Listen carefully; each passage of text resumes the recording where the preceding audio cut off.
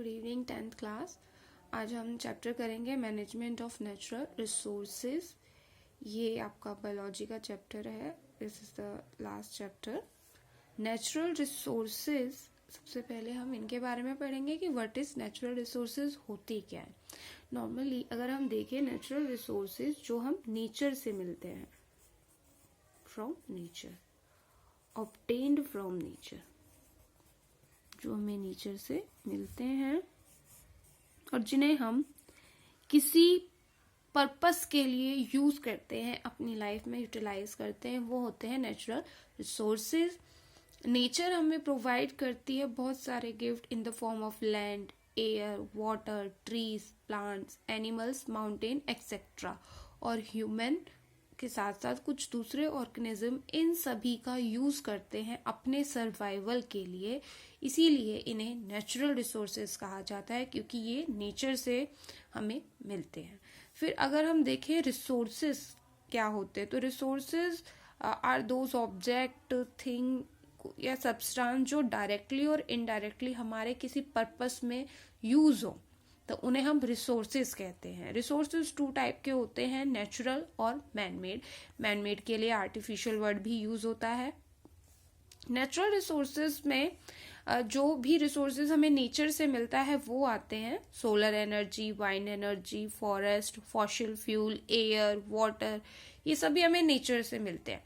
वहीं दूसरी तरफ मैन मेड और artificial, these are those resources which are made by human, जो इंसान ने खुद बनाए हैं अपने पर्पस के लिए, और इसके लिए इन्होंने नेचुरल रिसोर्सेज का ही यूज किया है। इसमें आते हैं केमिकल, फर्टिलाइजर्स, प्लास्टिक्स, केमिकल्स, जो कि ह्यूमन बना रहा है आजकल अपने पर्पस फ्यूटिफाइल करने के लिए।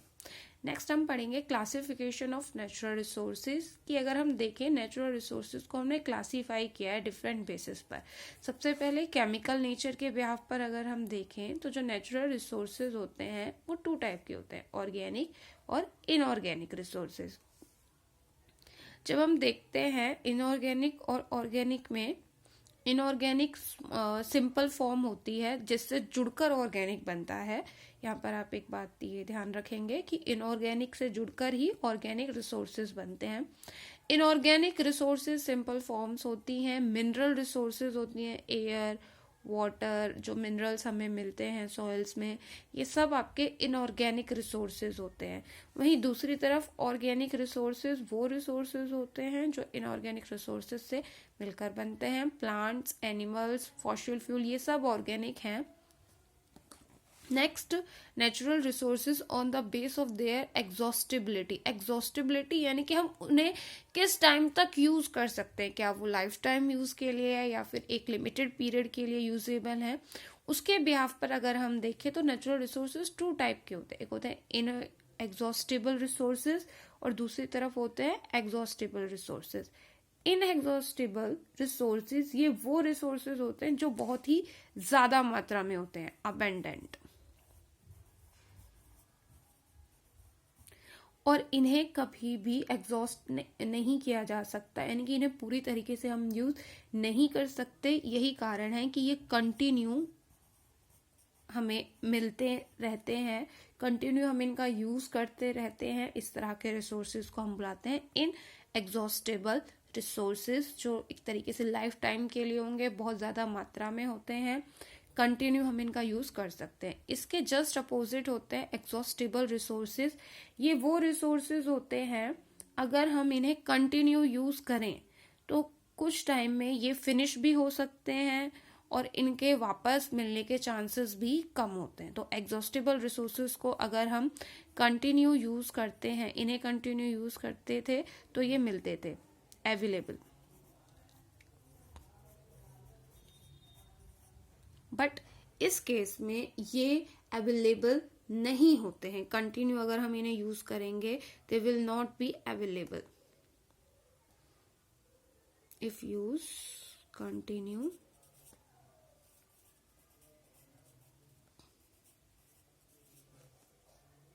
may be exhausted.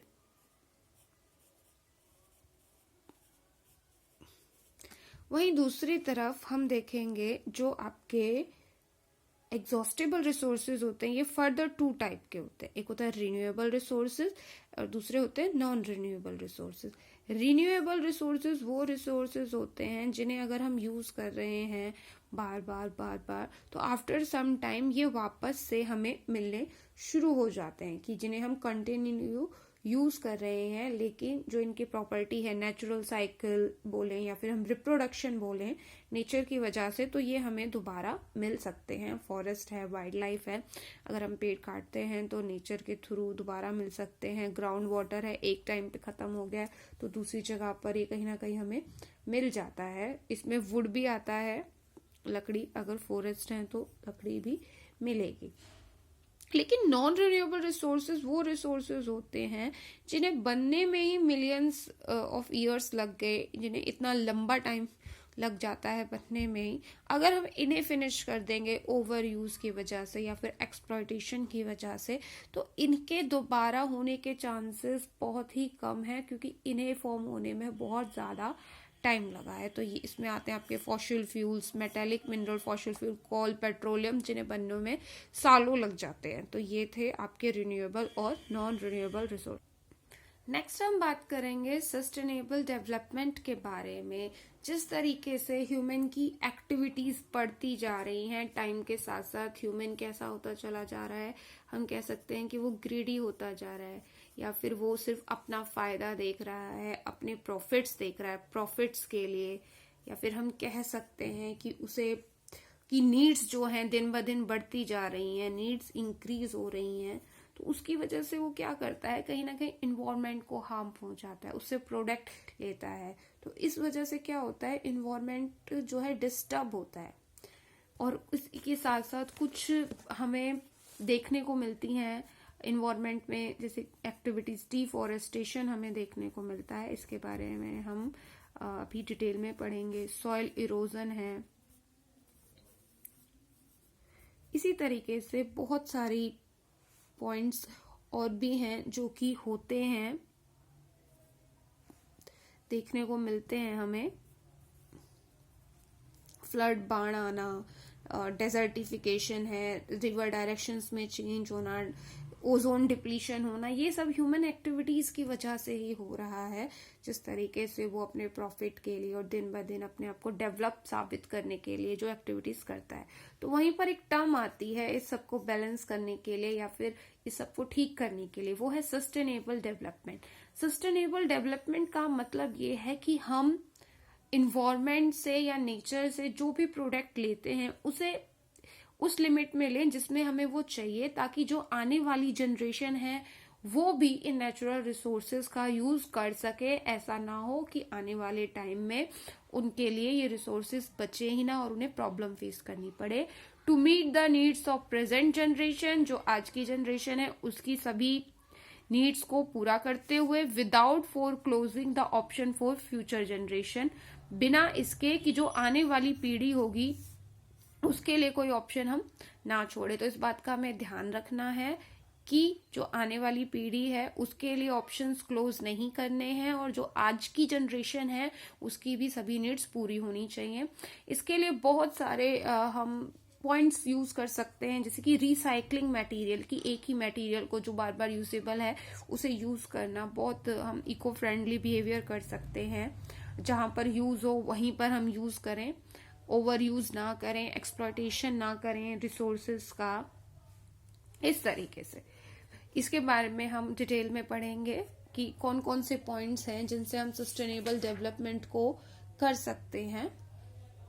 इलेक्ट्रिसिटी हम बचा सकते हैं अपने घरों में, तो ये स्टेप्स हैं जिससे क्या होगा कि जो आने वाली जनरेशन है उन्हें भी इन नेचुरल रिसोर्सेज को यूज करने का मौका मिल पाएगा।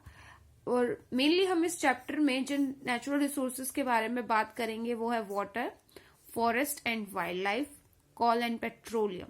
मेनली हम इन तीनों के बारे में यहाँ पर डिस्कस करेंगे इस चैप्टर में। After that we will discuss कि how can we protect our environment, क्योंकि बिकॉज ऑफ ह्यूमन एक्टिविटीज या फिर because of any natural disasters इनकी लाइफ पर या फिर इन नेचुरल रिसोर्सेज पर अफेक्ट पड़ रहा है तो उसे हम कैसे कंट्रोल कर सकते हैं, या फिर हम कौन से वो स्टेप्स हैं जो उठा सकते हैं अपनी डेली लाइफ में। सबसे पहले हम बात करेंगे फॉरेस्ट एंड वाइल्ड लाइफ के बारे में। तो जो फॉरेस्ट है ये नेचुरल रिसोर्सेज है, नेचर बनाती है। फॉरेस्ट होता क्या है? फॉरेस्ट एक एरिया होता है लैंड का जिसमें ट्रीज का जो नंबर होता है बहुत ज्यादा होता है, डोमिनेटेड बाय ट्रीज, या फिर हम कह सकते हैं a piece of land which is fully covered by trees, shrubs, herbs, जो पूरी तरीके से उससे कवर होता है, डोमिनेटेड होता है, उस एरिया को हम फॉरेस्ट कहते हैं। और हमने ये भी देखा है जो फॉरेस्ट होता है वो होम होता है, घर होता है बहुत सारे ऑर्गेनिज्म का, होम प्लेस। यहाँ पर हमें ये भी पता है कुछ ऑर्गेनिज्म ऐसे होते हैं जो पर्टिकुलर एक जगह पर ही मिलते हैं, कहीं और नहीं मिलते, तो फॉरेस्ट उनके लिए एकमात्र सहारा होता है, उसी जगह पर वो रहेंगे। अगर वहीं नेक्स्ट हम आती है वाइल्ड लाइफ। वाइल्ड लाइफ हम कह सकते हैं these are those organism which live in forest, जो फॉरेस्ट में रहते हैं या पाए जाते हैं, या फिर हम ये कह सकते हैं कि ये वो एनिमल्स होते हैं या फिर बर्ड्स होते हैं जो ह्यूमन डोमेस्टिकेटेड नहीं करते, जिन पे ह्यूमन का कंट्रोल नहीं होता। एक होता है जो जिन्हें हम घरों में पालते हैं, एक होते हैं वो जिन्हें हम नहीं पालते, जो नेचुरल हैबिटेट में पलते हैं, नॉट बी डोमेस्टिकेटेड, ये अपने नेचुरल हैबिटेट जो होता है उसी के अंदर पलते हैं और बढ़ते हैं। फिर है कि जो फॉरेस्ट और वाइल्ड लाइफ की इम्पोर्टेंस के बारे में हम बात कर लेते हैं यहाँ पर, फिर हम इनके इकोनॉमिक यूज पर आएंगे। इम्पोर्टेंस क्या है? सबसे पहले फॉरेस्ट, अभी हमने बात की कि वो घर होता है, हैबिटेट हम वर्ड यहाँ पर यूज कर सकते हैं, प्लेस होती है जहां पर ऑर्गेनिज्म रहते हैं, हैबिटेट फॉर मैनी ऑर्गेनिज्म, उनका घर है। इसी के साथ साथ इम्पोर्टेंस ऑफ फॉरेस्ट में हम ये देखते हैं कि वो एक हमें व्यू देता है बहुत ही सुंदर, एस्थेटिक, जिसे हम कह सकते हैं नेचुरल ब्यूटी, जिसे देखकर बहुत ही प्लेजेंट फीलिंग आती है। नेचुरल ब्यूटी है ये, जो कि अच्छा होता है। फॉरेस्ट है फोटोसिंथेसिस, फोटोसिंथेसिस होती है तभी तो हमें O2 मिलता है, ऑक्सीजन हमें मिलता है। इस पॉलिनेशन, न्यू स्पीसीज फॉर्मेशन, ये सभी इंपॉर्टेंस आपके फॉरेस्ट की है। वहीं पर वाइल्ड लाइफ ये सब क्या करते हैं, इको, जो हमारा इन्वायरमेंट है उसको बैलेंस करने में भी रोल प्ले करता है। क्योंकि हमने पढ़ा है अवर इन्वायरमेंट चैप्टर में कि एक ऑर्गेनिज्म कहीं ना कहीं दूसरे ऑर्गेनिज्म पे डिपेंड होता है, और फॉरेस्ट अपने आप में ही एक इकोसिस्टम है जिसमें एक ऑर्गेनिज्म दूसरे ऑर्गेनिज्म पे डिपेंड करता है। फिर इकोनॉमिक यूज ऑफ फॉरेस्ट, ये भी इसी में आएगा लेकिन ये अलग से हमने कर दिया है। इकोनॉमिक यूज होते हैं फॉरेस्ट के, इस समय बहुत सारे प्रोडक्ट मिलते हैं, फ्यूल मिलता है, वुड मिलता है, टिम्बर मिलता है, मेडिसिन के सोर्स हैं, बहुत सारे प्लांट्स हैं जिनसे हमें मेडिसिन मिलती हैं, स्पाइसेस, मसाले मिलते हैं, ड्राई फ्रूट्स मिलता है, परफ्यूम, रबर, हनी, कॉक, गम्स, ये सब हमें फॉरेस्ट से मिलते हैं, या फिर हम कह सकते हैं प्लांट से मिलते हैं। और इसी के साथ साथ द मोस्ट इम्पॉर्टेंट कि ये बहुत सारी वाइल्ड स्पीसीज का घर होता है जो फॉरेस्ट में मिलती हैं और कहीं नहीं मिलती। अगर हम उनके नेचुरल हैबिटेट को चेंज करें तो वो नहीं रह पाएंगे। अब बात आती है कंजर्वेशन की। कंजर्वेशन क्यों? क्योंकि ह्यूमन की एक्टिविटीज की वजह से उसे ये सभी प्रोडक्ट्स चाहिए होते हैं फॉरेस्ट से। इसकी वजह से दिन ब दिन क्या कर रहा है, वो जंगलों को काट रहा है, कभी लकड़ी के लिए, कभी मेडिसिन के लिए, कभी ड्राई फ्रूट्स के लिए, अलग अलग प्रोडक्ट्स के लिए, जिसकी वजह से क्या हो रहा है, कहीं ना कहीं उसमें रहने वाली जो स्पीसीज हैं वो भी, उन्हें भी अपनी जगह छोड़नी पड़ रही है, उनकी डेथ हो जाती है, एक्सटिंक्ट, वो विलुप्त हो जाती हैं। तो इसका बहुत ज़्यादा नुकसान होता है जो कि कहीं ना कहीं हमारे इन्वायरमेंट पर ही आता है। तो जब बात आती है कंजर्वेशन की तो यहाँ पर हम देखेंगे एक टर्म आती है स्टेक होल्डर्स। स्टेक होल्डर्स क्या होते हैं? स्टेक होल्डर्स हम समझ सकते हैं, मान लीजिए कोई भी एक कंपनी है या फिर एक ऑर्गेनाइजेशन है, तो जितने भी लोग उसके लिए काम करेंगे, इंटरेस्ट जताएंगे और उसकी एक्टिविटीज पर उनके होने या ना होने से असर पड़ेगा, वो होंगे स्टेक होल्डर्स। तो जब हम बात करते हैं कि जब कंजर्वेशन ऑफ फॉरेस्ट के लिए कौन कौन से स्टेक होल्डर्स होंगे, तो यहाँ पर हम 4 स्टेक होल्डर्स देखते हैं for the conservation of forest. सबसे पहले आते हैं local people in and around the forest. Conservation की बात हो रही है कि वो जो फॉरेस्ट को कंजर्व करेंगे, कहीं ना कहीं उसके संरक्षण के लिए खड़े होंगे कि उसको नुकसान ना पहुंचे, क्योंकि जब ह्यूमन एक्टिविटीज की वजह से प्रोडक्ट्स लिए जाते हैं या फिर फॉरेस्ट में से रोड्स बनाए जाते हैं, ट्रैक्ट्स बनाए जाते हैं, तो उनमें रहने वाले जो ऑर्गेनिज्म है उन्हें वो जगह छोड़कर जानी पड़ती है, और जो इन्वायरमेंट है उस पर भी बहुत ही बुरा असर पड़ता है इस सब का। इंडस्ट्रियलाइजेशन की वजह से न्यू इंडस्ट्रीज बनती हैं। तो यहाँ पर ये 4 लोग हैं जो इसमें रोल प्ले करते हैं as a stakeholder for forest. सबसे पहले local people in and around the forest, वो लोग जो फॉरेस्ट में रहते हैं या फिर उसके आसपास रहते हैं, क्योंकि उन लोगों को फॉरेस्ट की बहुत अच्छे से जानकारी होती है कि वहां पर कौन कौन से स्पीसीज हैं, प्लांट्स की, एनिमल्स की, किसके लिए वो नेचुरल एनवायरनमेंट है, उन्हें वहां के वेदर की नॉलेज होती है, उनके कहीं ना कहीं वो उन एनिमल्स के बिहेवियर को भी समझने लगते हैं लोकल पीपल, और वो उस फॉरेस्ट से ही अपने सारी जो ज़रूरतें हैं वो पूरा करते हैं, जैसे खाना हो गया, एग्रीकल्चर हो गया, इस तरीके से कैटल पालते हैं, तो ये सब हो इसके अंदर आते हैं। नेक्स्ट आते हैं industrialist who drive raw material and benefit from forest. दूसरे स्टेक होल्डर्स होते हैं फॉरेस्ट के केस में इंडस्ट्रियलिस्ट, जो अपनी इंडस्ट्रीज के लिए फॉरेस्ट से प्रोडक्ट्स लेते हैं, रॉ मटेरियल लेते हैं, तो वो आ जाते हैं इंडस्ट्रियलिस्ट। और ये केयर नहीं करते हैं एक तरीके से, क्योंकि ये अगर कोई प्रोडक्ट लेते हैं, ये उसके बदले कोई दूसरा पेड़ यहाँ पर ग्रो नहीं करते हैं, ये डायरेक्ट कहीं ना कहीं प्रॉब्लम क्रिएट करते हैं। नेक्स्ट आती है गवर्नमेंट डिपार्टमेंट ऑफ फॉरेस्ट। जो फॉरेस्ट होता है वो कहीं ना कहीं गवर्नमेंट के अंडर में होता है, और गवर्नमेंट उसके लिए बहुत सारे